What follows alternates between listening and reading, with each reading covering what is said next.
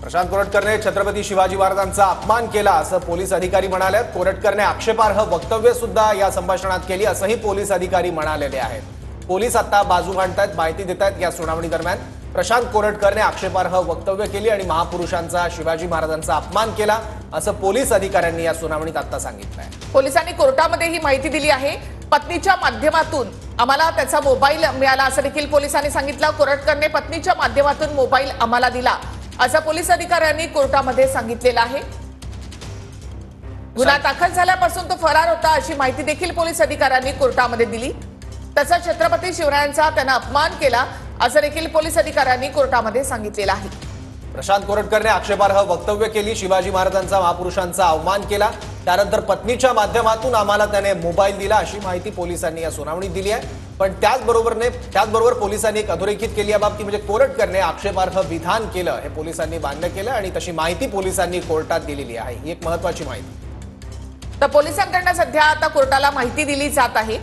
त्याचबरोबर कोरटकरच्या वकिलाचा देखील युक्तिवाद, कोरटकरने पत्नीच्या माध्यमातून मोबाईल आम्हाला दिला असं पोलीस अधिकाऱ्यांनी कोर्टामध्ये सांगितलं।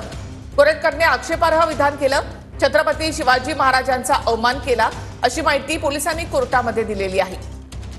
कोरटकरने पत्नीच्या माध्यमातून मोबाईल आम्हाला दिला अशी माहिती पोलीस अधिकाऱ्यांनी या सुनावणीत दिलेली आहे। तर कोरटकरने शिवरायांचा अपमान केला अशी माहिती पोलिसांनी कोर्टात दिली। या सुनावणीत नेमकं काय काय घडतंय ते आपण पाहतोय। तर काही वेळापूर्वी सुनावणीला सुरुवात झाली आहे। कोरटकरनं आक्षेपार्ह विधानं केली अशी माहिती पोलिसांनी कोर्टामध्ये दिली आहे। त्याचबरोबर पत्नीच्या माध्यमातून कोरटकरनं पोलिसांना मोबाईल दिला अशी माहिती पोलिसांनी दिली आहे।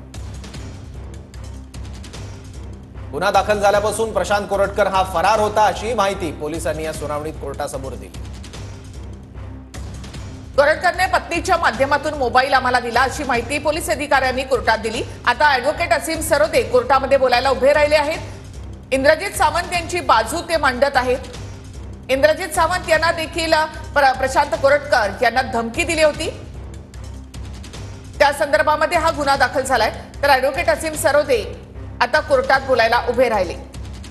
ॲडव्होकेट असीम सरोदे हे इंद्रजित सावंत यांची बाजू मांडतायत, तक्रारदार आहेत इंद्रजित सावंत या प्रकरणात। त्यांची बाजू ॲडव्होकेट असीम सरोदे मांडतायत आणि असीम सरोदेंकडून आता युक्तिवादाला सुरुवात झालेली आहे, बाजू मांडण्यास सुरुवात झालेली आहे। यापूर्वी पोलिसांनी कोर्टात माहिती दिली आहे की प्रशांत कोरटकरने आक्षेपार्ह वक्तव्य केलं, छत्रपती शिवाजी महाराजांचा अपमान केला अशी माहिती पोलिसांनी दिली आहे। आणि आता ॲडव्होकेट असीम सरोदे इंद्रजित सावंत यांची बाजू कोर्टात मांडतायत। कोरटकरने पत्नीच्या माध्यमातून मोबाईल आम्हाला दिला अशी माहिती पोलिसांनी कोर्टामध्ये दिली आहे। आरोपीने त्याच्या मोबाईल